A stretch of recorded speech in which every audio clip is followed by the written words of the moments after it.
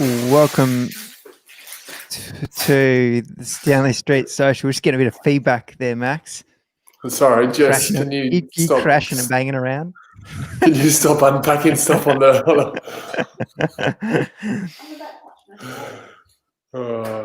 Maybe I'll move. Maybe I'll move out of the kitchen. Actually, that could be smart.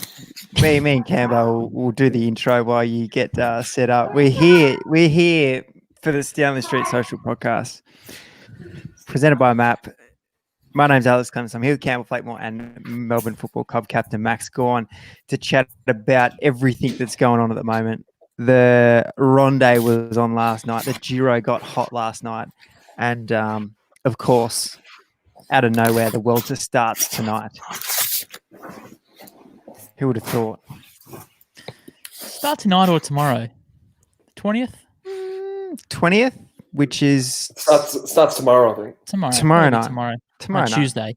Tomorrow night. Tuesday. Yeah. And Campbell, you on a Tuesday. But you pointed out, which I did not pick up on, 18 stages. Yeah. Yep. Again, I'm not sure whether that's been a recent thing or they've always planned on having that, considering it's the back end of the year. But it's the Grand Tour with 18 stages, still 2 rest days. So for Primoz, who's faded in the last couple of days, it's good for him. We might touch on the Ronde. Flanders on last night first, kick things off. Boy, it didn't disappoint. We were talking about on the unpack last night. It started a bit early. Lots of time to lure you in. And I got lured. It was a good race. Did you tune in, Max? I did. Your function? No, I just got back in time when they were about 90k to go when Boysenhagen went for that random attack that he did, just to let everyone know he was riding, and then it just got really good from then. We saw the big boys, the creams rose to the top. Everyone was there that we expected, and the big talking point heading into the race. Mathieu versus Van Aert, the two ex-cyclocross boys going head to head, and it wasn't them that started it, but those two were outstanding. A little bit of a disappointing event though. We saw Alaphilippe make the move that went. Mathieu went with him. And it wasn't long before Van der Poel was hot on their heels. And that was it wasn't out and out. That was the race done. But Quick-Step had their boys behind, like we talked about last night. The 3 big names were in the front of the race before it all went a little bit pear-shaped for Quick-Step. Yeah, well, it kind of seemed like it happened quickly. Those 3 were suddenly away and the race was done, but it's the sort of race where it's just full gas from like 100k to go. And it's just that like accumulation of fatigue that sets in. And then the big boys, like you said, they rise to the top. And it was super disappointing to see Alaphilippe go out the way he did because he was looking super strong. I honestly didn't think he would be that good on the pavé with the big boys, but he was looking incredible. And yeah, I mean, just a racing incident. It was only a couple of days ago, Alex, we were talking about the motos and how they're not involved in as many crashes as what we think, and then they're front and center last night. But super disappointing. But I guess the 2 big boys, the 2 northern boys, we're probably going to be there anyway. Kino gave him a little whack when he was on the ground as well. He called him a showman, Kino, and said, I think he was softening the actual blow that Alaphilippe had done. And then the replay came and Kino sort of went back on his words. It was a pretty big hit. Quick-Step sort of cooked themselves. They were in that little group of 4, which involved Bettiol, and they had 2 riders in there and they weren't riding obviously because they were happy with Alaphilippe in the position he was in. If they had a road, that would have been a group of 7 with 3 Quick-Step riders and potentially Quick-Step. Well, I don't know if one of them could have got over that extreme finish, but it gave them more options. So Quick-Step sort of shot themselves and put all their eggs in one basket. Like Yeah, I agree, because they normally like to have as many guys in the front as possible. And I think it was Asgreen and maybe Senechal who were following that group of Bettiol. But Asgreen tried to go across after they kind of sat up a little bit, didn't get there. But yeah, you're right. They shot themselves in the foot.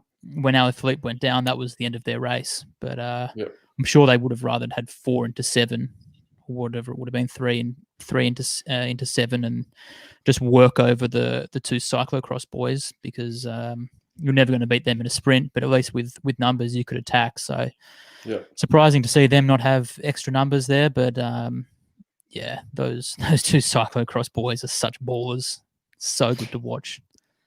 You also would have thought that Alaphilippe would have come third in that sprint on paper, raw power. Those 2 guys. He would have kept firing shots though. He would have fired shots. He would have kept attacking.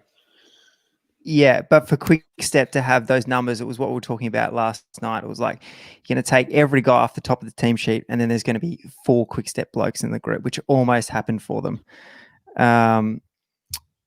But it wasn't to be. What did we make of Matthew running the white Knicks? I liked it. No gloves too. It was a big move on both fronts, I think, for the Ronde. I just like this from a what do you call a cycling team that aren't in the top tour? Pro Conti. I think it's Pro Series. Pro Tour, maybe. Just a Pro Tour team, just wearing whatever he wants. He looked the part, and Van Aert didn't. Van Aert's socks didn't match his shoes. I'm not sure if Jumbo Visma are going to get on top of that, but he definitely did look the part. One of them, just to be able to hold off Wout on that last 200 metres. Every time the attack was delayed from Wout van Aert, I thought he would win, because it's pretty hard to stop someone over 100 metres who's been on your wheel the whole time. But the power, hey? Yeah. I don't know whether we've been exposed to Van Aert the last couple of months, and he's just been in the front of our mind. And I didn't really give Van der Poel much of a chance in a 1v1 sprint. I thought he was going to try something on the last 2 climbs, probably the Patersburg, the very last one. But he obviously knew something we didn't, that he's super strong, super quick, because Van Aert was winning bunch kicks at the Tour de France. And it was far from a regulation sprint, but how was the punch off the line when he's given it a slight glance? He saw Van Aert's coming, and it's just like, after the raw strength was wild. He was out of control for both of them. But Matthew from the front, we don't mind that at all. But I was in the same boat as you, Campbell. I'm like, both from a spectator point of view and from a race point of view, I'm like, surely he's going to go on one of these climbs. He's got to go on one of these climbs. But no worries. Oh, he didn't clean up, but he's taken the sprint from the front of the 2. And yeah, to Max, your point before, like, Pro Series team, he's just got that element of rock star about him, whereas Van Aert's seems very down to earth, no nonsense. Just with his Jumbo Visma, he doesn't have the national champs jerseys on like Matthew. There's big energy coming out of the Matthew camp. When they sat in the team bus pre the ride for Matthew, do you reckon the other 5-6 riders are actually thinking they're going to be able to play a role within the day? I think, did you have one teammate that kind of featured in the semi-finale? Yeah, I think they were there or thereabouts. But I mean, I guess we've been talking a little bit about like teammates getting up for leaders. I imagine if you got a guy like Matthew, you'd rise up a couple of levels and get up to the occasion and try and be a part of it for as long as possible. But just maybe because Van der Poel hasn't been as busy, perhaps as Van Aert, he probably wasn't in the front of our minds. But he looks so good. He just looks like he's meant to be on a bike. Like, I guess his grandfather won the Vuelta. His dad was a world champion and a multiple classics winner. So like, that's probably why he looks good on a bike, because he was meant to do it. They both probably win the bunch sprint for third as well. They probably beat Christoph in a bunch sprint as well. Yeah. Can we just touch on that? Christoph third? Yeah. We've been talking. Now. Yeah. Is it, Max, we've been banging on about this team energy, like UAE coming off the tour, big team energy, McNulty at the Giro, Christoph here, Jumbo Visma, heaps going on. Is it true? Does it relate to footy? Like, you're coming off a win, there's good vibes within the squad, and it just flows throughout. It gives everyone a piece of the pie, everyone a piece of purpose. 100%. You have to capitalize on momentum when you have it. The buses for those teams, I'm guessing, would be sky high with confidence, and probably where Richmond are at now would be the team that I'd put up with maybe Jumbo. As the dominant team that just have so much confidence in their game plan and what they bring, that whatever gets thrown at them, they just have the confidence to match it and beat it. And you are seeing that with UAE and Jumbo and Ineos probably at the moment as well. They're really just going strength to strength. Ineos could win another 2 or 3 stages still. Yep. Anything else you wanted to touch on last night? Obviously, yeah, big news. Christoph third, UAE continue to dominate. Quick Step, very unlucky, like we've touched on. And the 2 cross boys just going wild, doing what they want. How's the timing, though, that like these 2 come to the top kind of last year, this year, at the same time? 2 cross boys, absolutely out of this world and just dominating the sport at the same time. Yeah, I think it's a little bit like track racing, I think, Alex. Like, you can do it for a bit, but there comes a point where you're kind of doing the same thing. You're versing the same people and you just want to change. So when you get to like that 22, 23, you're looking for a change, jump on the road. Although I think Mathieu is still signed with this team for another 3 years. So he obviously wants to continue to be able to do his mountain bike and his cyclocross while winning Flanders. So if you can do all that, get the big invites to all the big races that you want to do, makes a lot of sense to be on a team that will pretty much do whatever you want. I do have one more with Flanders last night. Just a question, probably to you two. You probably know more about it. Why was Mark Cavendish riding as first? And second, why did he have the number 1 jersey for Bahrain Meridia, who have Toons and Cole Braley there, who are potentially chances to win?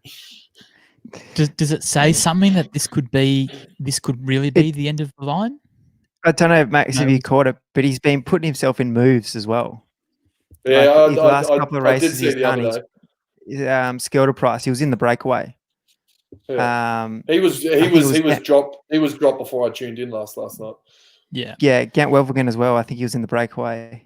And there's that interview going around where he can hardly get his words out. It's so emotional that this could be the end for one of the greatest sprinters ever. I saw a headline today that Patrick Lefevre, he said his heart says yes to re-signing him, but his head says no. So I don't know. Would you sign Mark Cavendish? Like, we talk about it all the time, 30-plus stages of the tour, best sprinter of all time. But is there any value in bringing him in to a squad for a year, maybe mentoring some young guys or something? I'm not sure. I'm not sure. I don't think so. Also, you never know. Like, for his career, I don't know.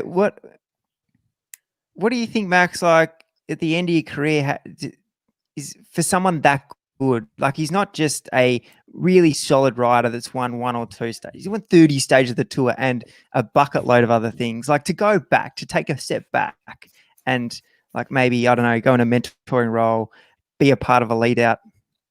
Can you do that? Does that work? No. I mean, Israel Cycling might come knocking. They've got Greipel who's moving on, surely. So Cav might just slip into the big Greipel's spot.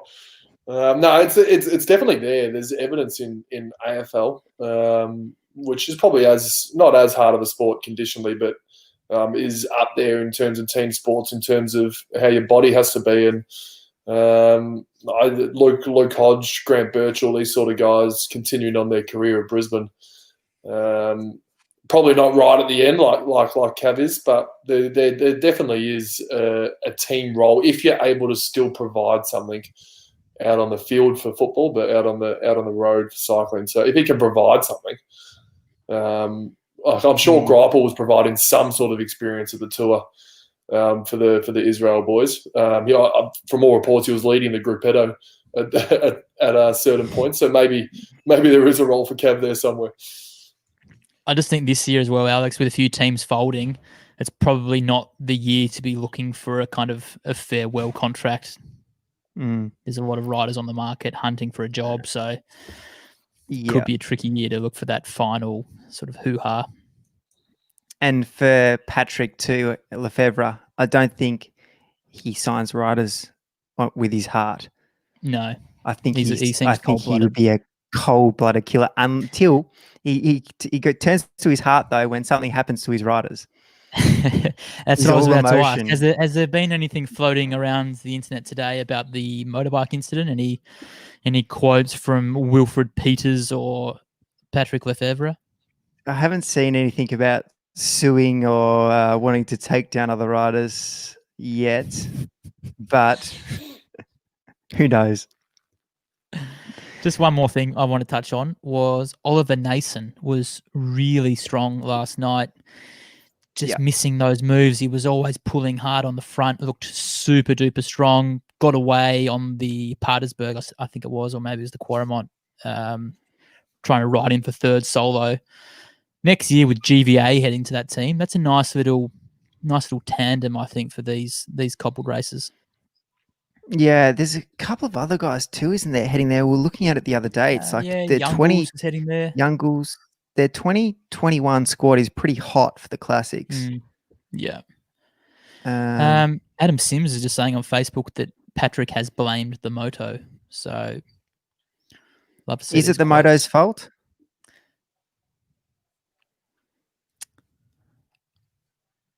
I don't think so. You see it a lot, motorbikes pulling to the side. Maybe there's an argument that he didn't pull off to the side fast enough, or I don't know. It's all happening so quick. I don't think the guys in the front, Wout van Aert or Van der Poel, hooked him or anything like that. I just think it was just a bit of a moment of loss of concentration and paid a pretty big price. What do you think? Do you think it was anyone's fault or just a racing incident? I think it was just a racing incident. They're going full noise. They're at full, above threshold. He's chopping off with two of the strongest blokes in the world, and all of a sudden there's a bike there. Those two were late to see it, and he was the unfortunate one. Yeah. Do we want to run through the other teams, or should we move on to the Giro? I think we've kind of got everything that we wanted to touch on, except for CCC. Trentin not being there in that group of 20. I know they went back to the team car, and Valerio Piva was like, the race is done. We don't have anyone there. Really, you expected Trentin to be there. And also another guy who probably should have been there given what his team was doing earlier in the race and the form that he had was Mads Pedersen. He missed that group of 20, just didn't quite have the legs, especially with the team on the front in the early doors. It was a little bit disappointing, I think, from Mads, who we probably expected a little bit more from. He just seems like he's always on the back foot. Every time you saw a split go, it was like Mads was chasing across, Mads was chasing across. He was never there. Yeah. He was never in the mixer. No.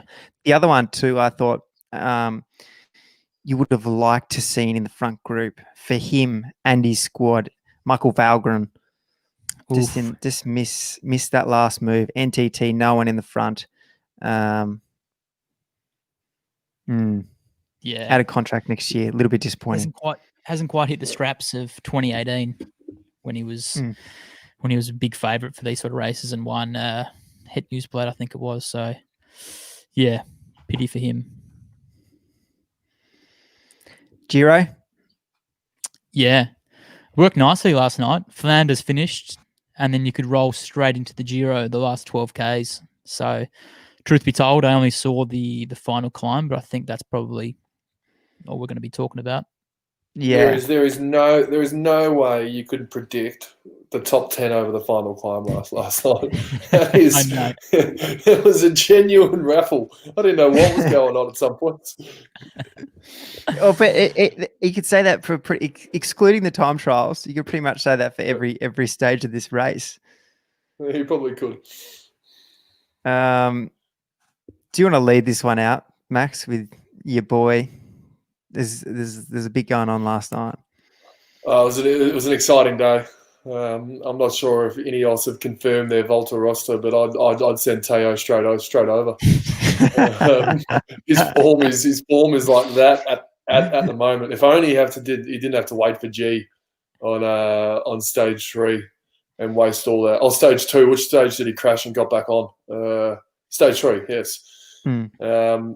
So yeah, Teo obviously won and looked like he had a lot more.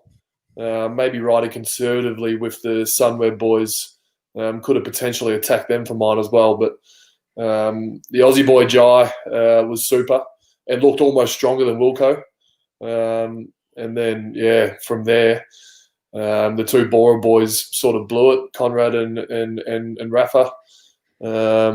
And Nibley and Fulsang losing lots of time. And Pozzovivo, NTT were on the front for the majority of the stage.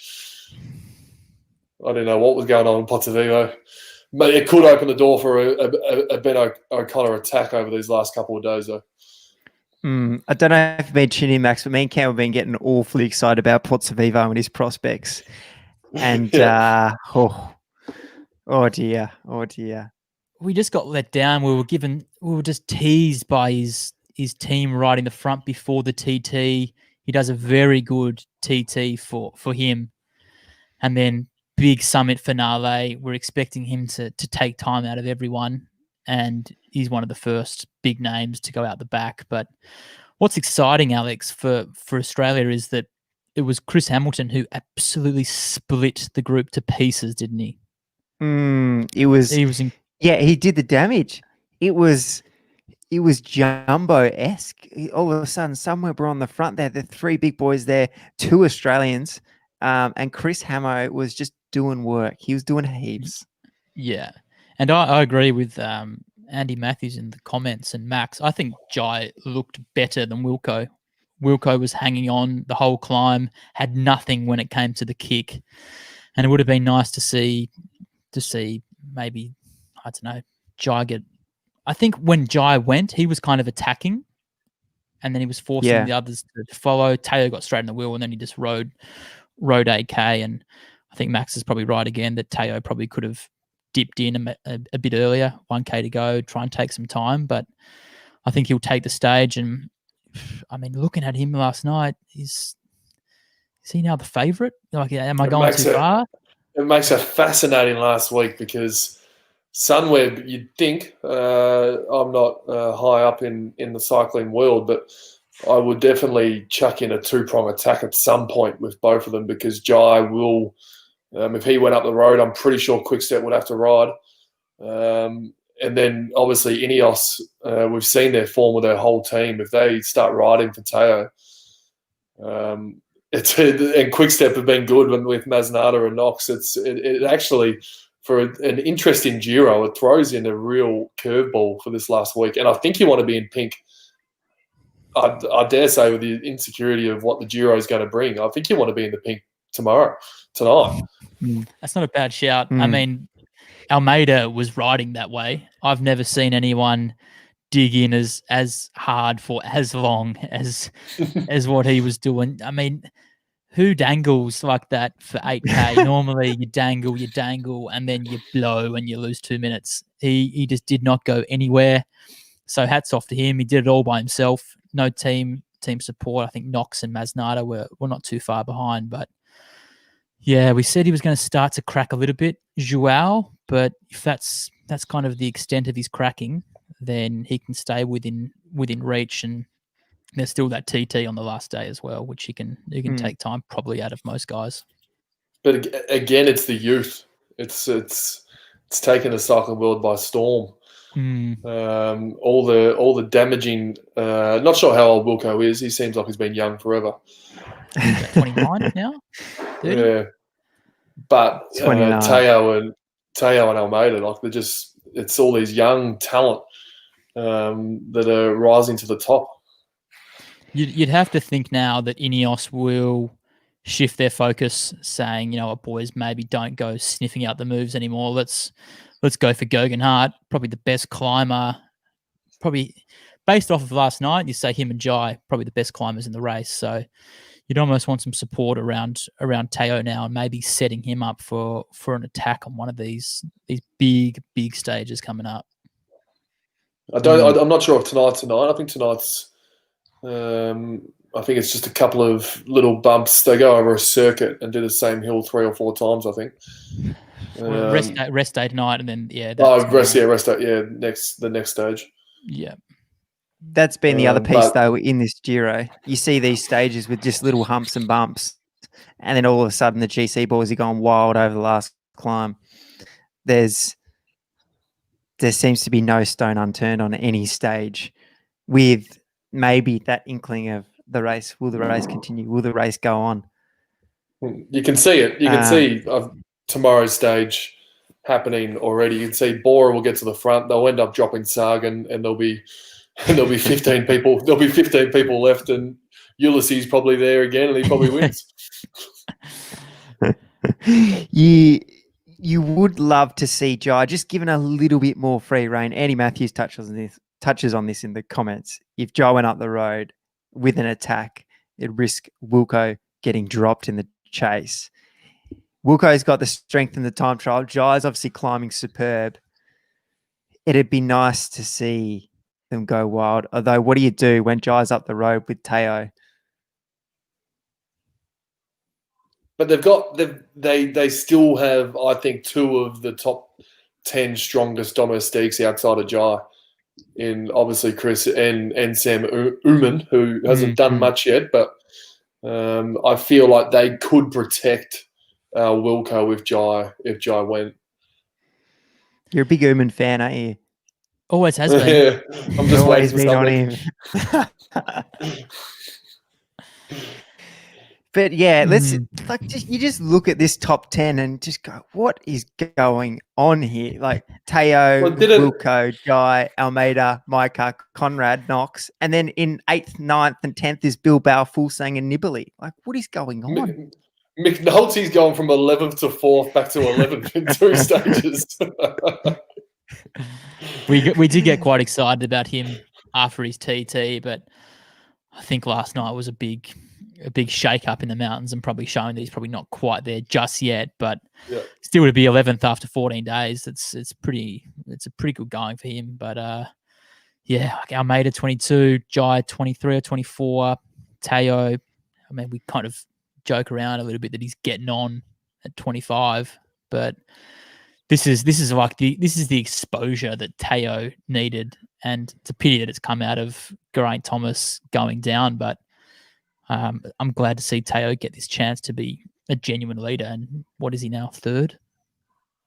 He's 4th on the general. Him and Jai picked up 7 places last night to put themselves in the mixer. And as Max touched on, McNulty up 7 for the TT, down 7 for the mountaintop. What will be good for the next week will be the Shark won't stop attacking and could go for long range attacks. So Vincesco will definitely get out there. Based off last night, little fun fact for you: stage 18, 2016 Giro, he went on to win the overall. He was 4 minutes and 43 seconds down on pink. So he's the sort of guy that you can never write off. But 2016, 4 years ago. What is he now? 35 odd. Maybe doesn't have the same legs, but he's just that sort of slimy guy that you can never ever write off. I think we can put a line. I think we can put a line through Jakob Fulsang though. Yes, I think we can put a line through Jakob. I put a line for him at the start if we did. can go back to that episode. Yeah, you did. I also said Sunweb won't be doing what they're doing right now. Over ISO.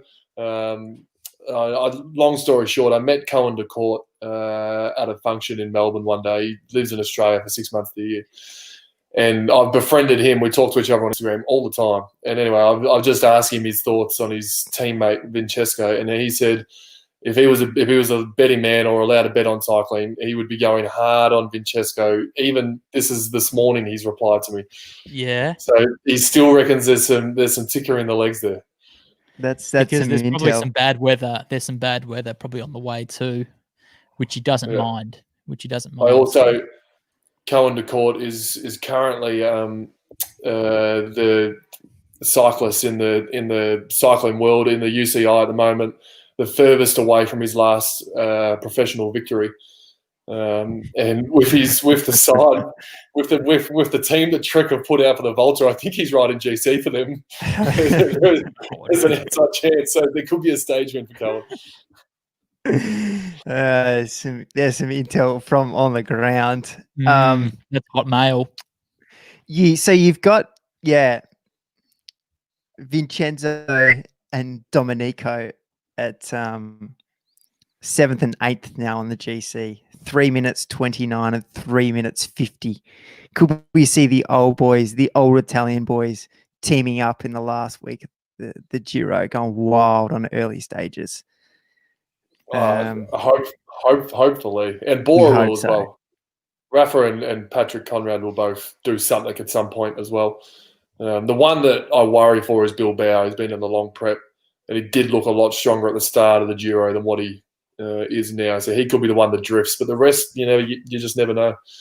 Yeah, I agree. I think the Tour is probably starting to catch up with him now. He was super at the back end of the Tour, super the first couple of weeks here, but he was in a little bit of difficulty last night. But yeah, I don't know. Just it's only 3 minutes 29 and 3:50 for Nibali and Pozzovivo, so it's far from over. But against a 21-year-old who's never rode a 3-week tour that we didn't even mention in our Giro preview. Dear.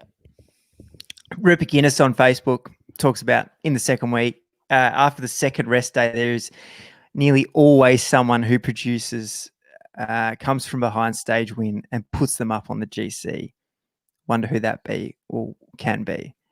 And if anyone's followed a few Giros, it's probably Rupert. So we look for that. Also, Josh B on Facebook. On YouTube. Going long, but how about Hindley to cover some early attacks from Fulsang, Domenico, Nibali, et al. To gain a little bit of time on Wilco when they're going wild in the back end of the Giro. Well, is it potentially with the rest day someone coming from nowhere? Is it my man Ilnur Zakarin, who actually surprisingly has not been on TV once in the 16 stages that I've watched? I think I might have tipped him for the win last night. Did you? I think from the breakaway. I think I might have. So. He can't get in the break because he's doing that awkward thing where he's trying to hold on to the GC group for as long as possible. Yeah. So I don't think he's that far off. He's at this awful time point of 22 minutes where you're neither here nor there. Yeah, I'm just looking at some other names that might possibly be able to cause up a stir, but I think we've kind of gone through them all. Probably the two Bora guys. And it probably ends there. I don't see anyone out of the top 10 coming through, unless I mean we put a line through Jakob, but unless he somehow comes out of the second rest day absolutely flying, can't see it happening. Well, tomorrow's stage is the one that suits Jakob the most. So if he's got anything, we'll see it probably tomorrow. So. What's your podium? If you could refresh your opening punt, what's your podium? What's gonna happen? We all went G, didn't we? Did we all go G? I think I went Yates. Yeah. I went Geraint. All 3 of mine are out of the race. I went I Geraint, think Yates, all and 3 Vlasov. of our 3 are no longer in the race. Yeah, Crosby definitely's out. And G, I don't think I went Yates for third. I'm trying to remember who I went for third. Oh, Micah. He's still a chance. He is your boy. So concluding that Max has won the initial tipping by having Abe Ryder in the race still. What's your top 3 now?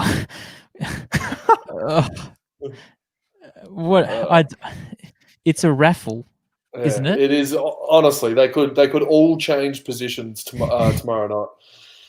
I'm going to go Kelderman because he's the only one proven really in that top 5 over a 3-week. So he came 4th in the Vuelta, I think. Yeah.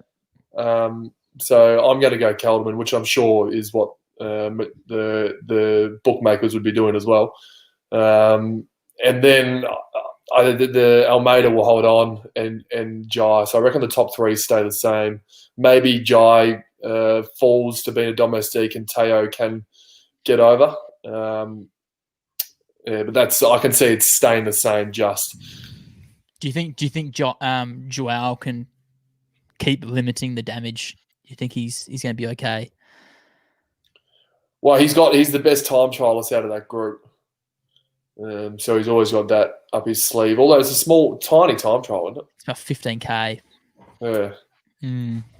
Didn't stop him on the opening stage. No, it didn't. No. Well, McNulty's just sitting there in 15th to take 9 places on the final TT. Someone could do a Lopez and lose 4 or 5 minutes on that. Yeah. Did you say Alex? Bilbao's national time trial champion, Campbell? Yeah, yep. He rolled up Luis Leon at the championships before the tour. Some people that I follow on Twitter were tipping him to win that stage 14 time trial, and he lost 3 minutes, didn't he? Mm. Did you see him on the TT rig? I imagine he doesn't look great. He looked horrendous. I just remember you saying that day, like, oh, this guy's the national time trial champion, and then he's out of the blocks in this TT, and he just looked rank on the TT rig. Especially up that first climb when the TT bikes aren't made for climbing. He didn't do it any favors. Max, your tip, Alex? Before I my mine. tip. Well, I said before yesterday that I'm backing Zhao to win the Giro. And so I'm going to stick with that.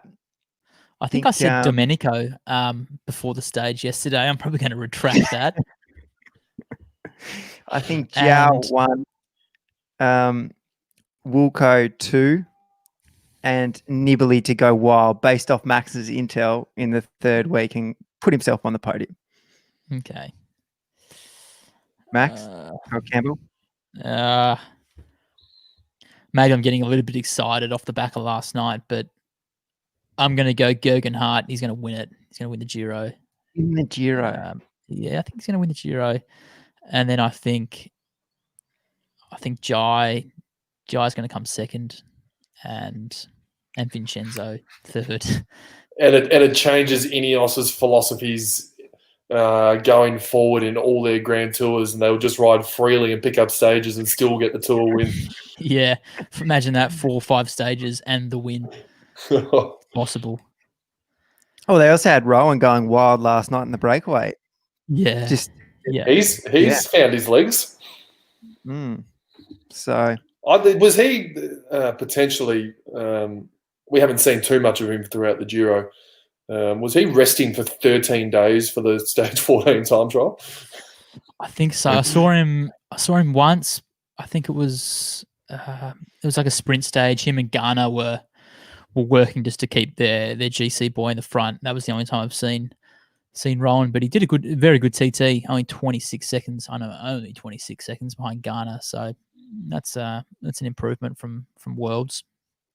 And looked good last night. Just a shame the GC boys were interested as well. Yeah. Should we head to the Vuelta? It's all happening, isn't it? It's too much. There's so much Are we all over with the green? What colour jersey do the sprinters wear? Purple jersey at Giro. Demar. There's only one more flat stage, really. But Yeah. Sagan could win tomorrow night. Yeah, he could. Yeah, he definitely could. So I like Sagan. I'm on him. I think he's come out of the tour hot. He didn't have the prep that he needed for the tour. He's raced the Grand Tour. He's come into the first week of the Giro. He's picked up a stage. He's got that devil off his back. I like Sagan for the next couple of weeks. But it's gonna be exciting. Will he pick up the jersey? I don't even really understand the jersey in the Giro. There's like What you do don't you get mean? many points you don't get many points for the intermediate, and there's some other jersey as well. The mountains. There's got to be a jersey that Frappozzi's going for. Surely, he's in every break. He's going to get something. Is there a most combative jersey? I don't even know if there is. Um, What are you talking about, Albie? I think you might have your wires crossed up a bit because at the Vuelta there's go on. The Vuelta there's like this cross jersey, but not the Giro. Yeah. We've got Visconti in the KOM jersey. Demar closely followed by Sagan, 40-odd points in the points jersey. Did the EF fella lose the polka dot last night, the blue jersey? Yep. Yeah. No, he didn't get in the break. That's right. All right. Vuelta? Yep. Vuelta. Woofed. Some headlined acts here.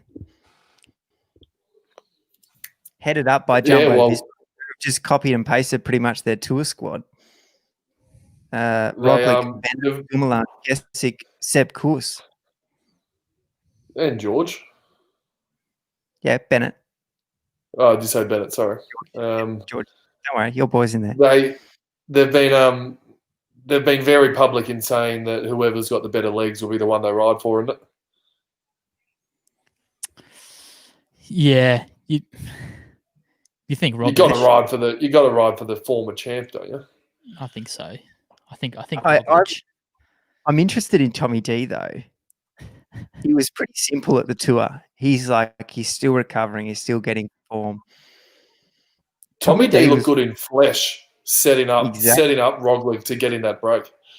Exactly. I don't know. I'm just interested to see how that unfolds. Maybe they get inspiration from Jai Hindley and Welko. Yeah. Or Richie and Froome in the Dauphiné a couple of years ago. Just two of you just right away from everyone else. But looking at the depth of the start list, I don't know whether they're going to have that luxury. I mean, Mas is going to be good here, I think, home tour. And then, what sort of shape is Chavez in? We don't really know. Chris Froome, what Froome is coming. Thibaut Pinot. Like, it's a pretty deep start list here. So,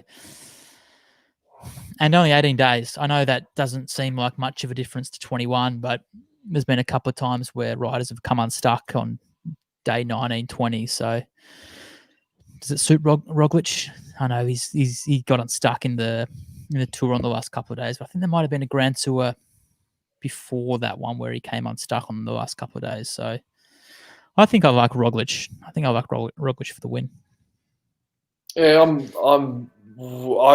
like Jumbo Visma. I don't know. I'm not going to pick between the two yet. But Ineos will give something. Carapaz and Froome, both there. I'm not as bullish on Movistar. I do know Mas rode really well on the tour, but it's Alejandro's last ever Grand Tour. And they're going to be all old Movistar again. They're not going to know who to ride for. And Marc Solaire's in there again, and he'll want to win a stage at some point. So Movistar won't be around, I don't think. They're their own worst enemies. I do have one. I reckon FDJ, Tebow will be disappointing again, but David Gadou could be the man that slips into top fives. Mm-hmm. And my disappointment of the tour in Guy Martin might try and get Cofidis a win this year. Do you know who my smoky is for this? My smoky, Alex? Yeah. I like Michael Woods. I like Michael Woods a lot. There's something in giving Hugh Carthy the one jersey, though, isn't there? Are they riding more for Hugh, or are they going to? Well, there's Martinez there as well, who I think it's stage 14 or stage 12. They go up the Angleroo, which is probably the hardest climb in Grand Tour realms. Super steep. Go on YouTube and check it out. When the riders are riding up, the fans are literally just walking next to the riders. So super steep climb like that suits like a Michael Woods. That's why I'm thinking Woods. I know it's only one climb, but you can lose a lot of time on such a steep climb like that. Is our boy there again? TJ Van Garden? Is he making an appearance? Yeah, he's there. That's good. I don't know what he's going to do, but he's there. That's good. What do you think of Tebow, Cambo? Look, he's let me down on several occasions in the past. Maybe it's the Vuelta. He's going to feel less pressure. He seems like a sort of guy that doesn't really cope too well under the public pressure. Maybe the Vuelta is a little bit less of that. But yeah, I'm not getting too excited about him, to be fair. Hasn't pinned on a number since the tour. Not that was that long ago, but hasn't dabbled in a few of the one days like the others have. I don't think it works well, FDJ going all in for him. I don't think he handles the pressure of the Grand Tour so much. I mean, his best results have been when he's a bit of a younger type rider where not much is expected. So I urge them to go a two-prong attack and chuck David Gadou in there as well and see what he can do. But I doubt they will. They seem to be all in for Tebow. Yeah. Just looking at some names. A few teams are going to be passengers. Yeah. Somewhere which we're talking about a lot. Warwick's just dropped it into the comments. Rob Power's first Grandy. Not his first Grandy, but it's going to be a big Grandy for Rob Power. You think good opportunities there too for him and Storer, both with no real GC man. It's going to be all in for stages, lots of opportunity, and it's the Vuelta. So breakaways galore. Anything can happen and will happen. Yeah. Well, you can see when we talked about the teams with confidence, no doubt. I mean, Sunweb and UAE both don't really have a GC rider there, but they'll win stages. David Formolo will win a stage. De La Cruz will probably win a stage. And same with Sunweb. Rob Power gets up the road. Yeah. They'll definitely throw everything they can. The fast boys that are heading there, Sam Bennett and Ackerman, are the ones that probably stand out for me. I don't think there's really any other tier one sprinters. Maybe Jasper Philipsen from UAE. He can mix it. But I'm looking forward to the Bennett Ackerman duel on. I'm not sure how many out and out sprints there are, but those ones they'll be around the mark. Wasn't his best move, Ackerman chasing Caleb the other day, was it? Yeah. I got himself in a bit of trouble. I did watch that, Campbell, after you pointed it out. I hadn't seen the chop. Max, did you see the footage of the chop that he managed to do? Mate, he was one second he was hard on the fence, next he was middle of the other lane. You know it's bad when your other 7 teammates of Bora stop to see the guy on the ground. It takes away how good Caleb was, but it was an amazing move from Ackerman. I mean, I'm new to this cycling. Well, I'm not. I've been a cycling fan for a while, but I just wonder why Ackerman goes to a team with Sagan. He just has so little opportunity to perform, and he's such a high-quality sprinter. So I hope he does do something and challenges Bennett. But Bennett is, if he's got the tour form, no one can really challenge him. Yeah, good point. I think Bennett was at Bora and shifted to get a full leadership role. Ackerman has one more year left on his contract with Bora 2021. So I don't know. Is it almost in his interest to stay there? Sagan is probably coming towards the end-ish. Was he 30? He's probably not like that top sprinter, but you probably think that as long as Peter Sagan's in the team, he's probably going to be the number one, whether he's got the legs or not. Yep. The only other sprinter, well, he's not a sprinter, he's a tier 2 sprinter, Magnus Cort, the Vuelta specialist, loves a hard finish for EF. I don't mind him coming into the back end of the season. Hasn't raced a heap, but for a dirty bunch kick at the Vuelta, I think he'll be well around the mark. Has he dropped off the face of the earth a little bit? A little bit. He was the hottest under 23. He was, and then he went straight into Mitchelton, then Astana, so onto his third pro team. Not sure what that means, but yeah, he just hasn't been as busy as what he perhaps was in his earlier years, which is always a concern. Have you you go, Alex. Go. He's in that kind of hard region of he's not super quick. He's not an out-and-out sprinter. Yeah. He needs it to be pretty specific, whereas in under 23s, when you're that good, you can just win whatever you want. Yeah. It was pretty much, unless Caleb's there, he was winning. Yeah. Have you guys seen the time trial, by the way? It's got this nasty steep climb at the end, which Primoz did not handle too well in the Tour. Correct. It's very Vuelta, isn't it? Just to just chuck something like that at the end of the only TT of the race. But the 18 stages is interesting. Climbs very early. Majority of stages suit climbers. So Ackerman and Bennett probably only have 3 or 4 stages to really go for. It's probably why the sprinters aren't necessarily here. Mm-hmm. It's going to be jam packed. There'll be an Australian win. Jay McCarthy probably favourite out of the Aussies to take a stage. Maybe Rob Power. Maybe someone from Mitchelton. There's a bit of horsepower in Mitchelton, that kind of real part-time. They've got to be in the move. They've got to be in the right move. But Edmo, Nick Schultz, Rob Stannard's pretty quick as well. Stannard, he's. I get the feeling that these sort of the Vuelta is going to suit him, like a Magnus Cort kind of sprinter. Just sniff out a little scrap. I think that's a good call from you, Alex. Well, and he's been really around the mark, kind of a third, a second in a couple of rounds, and an 8th in an Italian one day. So he's been on the mark there. The other Australian too, Ben Dybel, NTT Pro Cycling, Grand Tour debut. Sure, there's a filthy finale in there for him. Is this the last NTT race? Maybe. What have we got after this? Is the Vuelta at the end of the line for the season? I think it just might be. I'll do some research. Talk within yourself. Well, by the looks of their team, I dare say they're going to be riding all of them for contracts.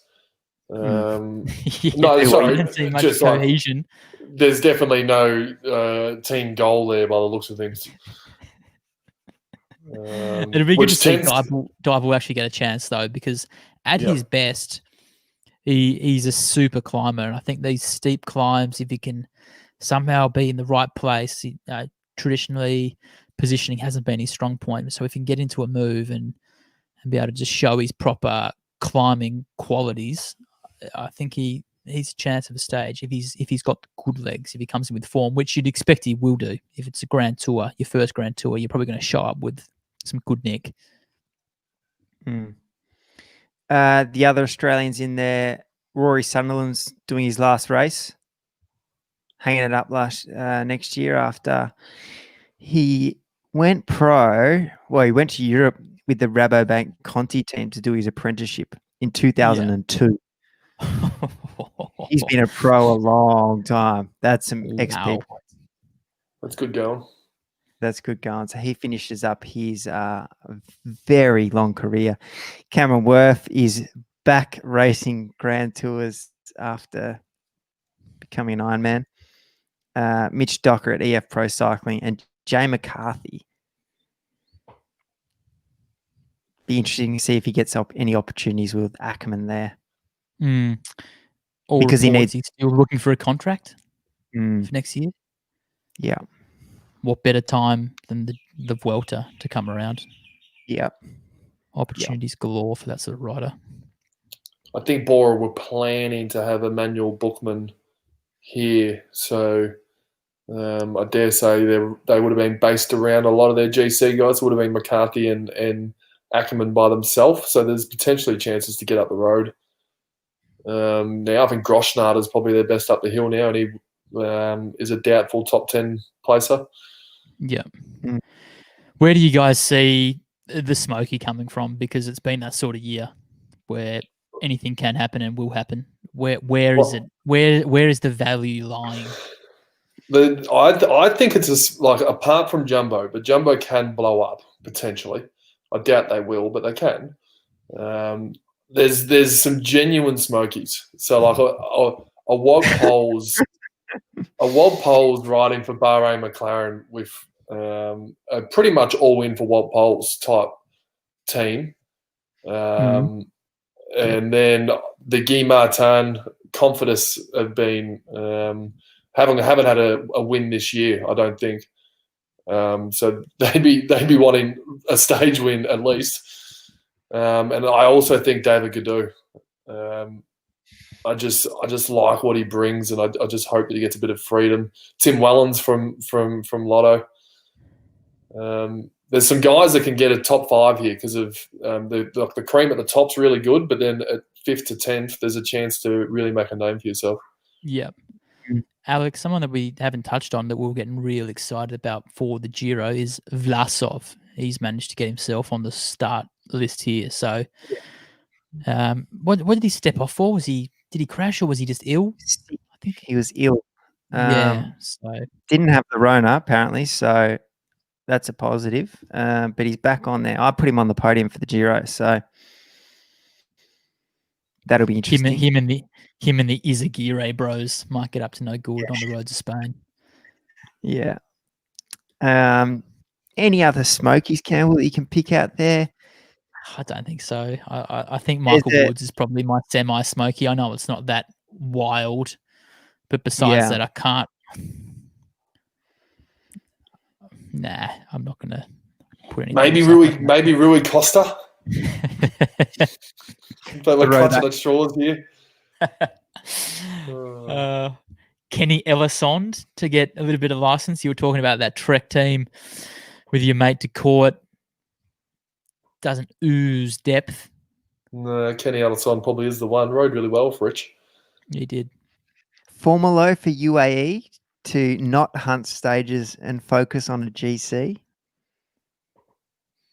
Possibly. He just based off last year with his classics form, was it earlier this year? I can't remember when he was going well at classics.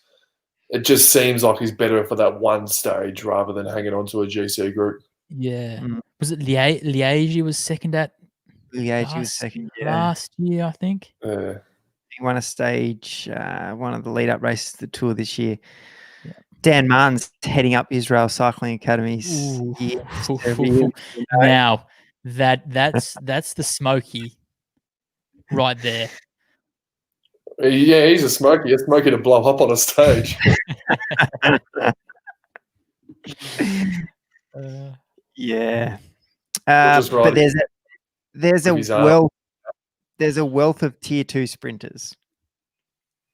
I think. You know what? Something that I was going to bring up is a chance to save their season is Jakub Mareshko from CCC. He's a good sprinter.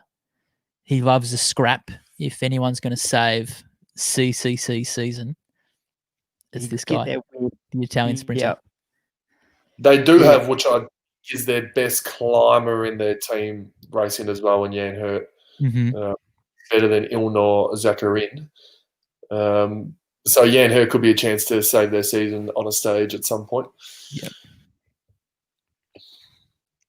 Tips? Jeez. Coming into this, I kind of wanted to go Roglic, Dumoulin, Kuss in a top three, but I'm not going to do that. Also, if you are listening, put your tips in the comments. It'll be interesting to see. And take a screenshot of it, Alex, because I want to see who gets this right. I think I'm ready to go. I'm going to go. I'm going to go Roglic. To win. Mars second. He's back now from the tour. Yeah. Mars second and Carapaz third. So you've gone from It's wild. I know. I need to go. I know Roglic is mainstream, but I need to try something else for the round one of the podium. I'd love to know what's in your mind with the Carapaz pick. What happens to Froome? What does he blow up? I don't know. It just Froome was in shock and nick a couple of months ago. I don't think you can come up that quick. Maybe I'm wrong, but don't know. Do you genuinely see Froome as a chance for a top three? I don't see him as a chance as a top three per se, but I just don't think Carapaz will get that license that early. Mm-hmm. Yep. No one has been willing to put their name against the top three in the comments. I would as well if I didn't have to. I agree with Campbell that Roglic's going to win. He's going to be sour from the tour. This is to make the year okay. I really don't know who's going to come second. I'm going to go to third. Third will be Tommy D. He'll be a bit sour. If you're looking up at Roglic going, oh, geez, we didn't have to do a job for you on stage 13. Because he thought he could win it themselves. And second,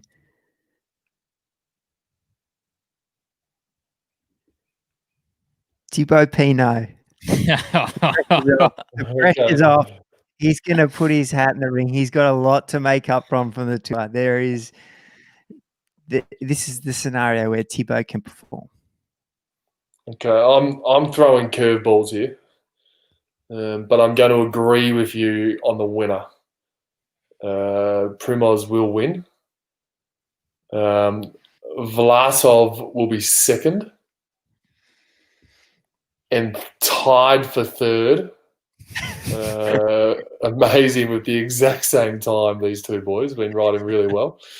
Is David Gaudu and Guy Martin. Alrighty. It's fantastic. River Guinness has put his name to someone. He's gone Roglic, Mas. And interestingly, he's put Chavez on the podium. I don't know. I just can't see Chavez. I'm lost a little bit on Chavez. He tried to get in a couple of the breaks at the tour and couldn't even get across to the breaks. No. Yeah, looked like he couldn't get out of his own way at the tour. Like he came in at 23rd, but those trying to get into the moves, punching across, just had nothing. But I mean, they might get a good moment out of him, be able to make a Mitchelton Scott doco on him again, winning the stage on the Vuelta. That might happen. But I don't think. I think Mikel Nieve is probably the better option there. Yeah. He was fourth at Burgos with Chavez earlier in the restart, and then 11th at Poland, and then okay at the tour. So yeah, I think we can probably expect something like that. Just okay. That's my tip anyway. But Eddie Matthews gone. There's a bit of consensus around Roglic winning. Roglic, Carapaz, and Martin to round out the party. But I don't know. I'm sure everyone's laughing at everyone's picks because it's just it's a lottery. Well, the only reason why Vlasov's in there for me is because he's 21, isn't he? Yeah, he's young. Something like that. Young as someone young's going to be riding well. Yep. And he was good pre-Giro. He was good pre-Giro. All right, cool. I think that's it. There was a lot to talk about then. There's a lot to talk about. We don't know that at all. The Giro's hotting up. And also we've got one more race to Parnes on mid next week. And I believe it's not the 3 days of Depana. It's just 1 day of Depana this year. Yeah. Just got one. It's quite easily the biggest day in cycling today without any races on. Yeah. We like it a lot. Tommy McFarlane, he's gone Valverde to do something in your last Grand Tour. Just a quick trivia. Has the Giro and Vuelta ever overlapped before? No. Wouldn't have thought so. Surely not. You'd have to go back 80 years, I think, for it to be a chance. And you haven't got that knowledge right off the top of your head, Cam? Sorry, no. No, it's okay. Cycling's race calendars are rogue, and I don't like them at all. But they're not that wild. It's only a COVID year that can cause Grand Tours to cross over. I can't believe it. There's not even an option for someone to back up the Giro on the Volta. There's not even an option to do it. No.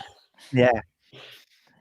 I like Max's shout though at the start. Rip Teo out of the Giro. Go, boy, this is too hard. Let's go for the Vuelta.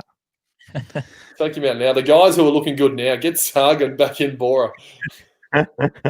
Well, it gives you more race days. You can't start the Vuelta from the week one. Get those extra race days in. All right. Thanks for joining us. Everyone in the comments, appreciate it for all your input.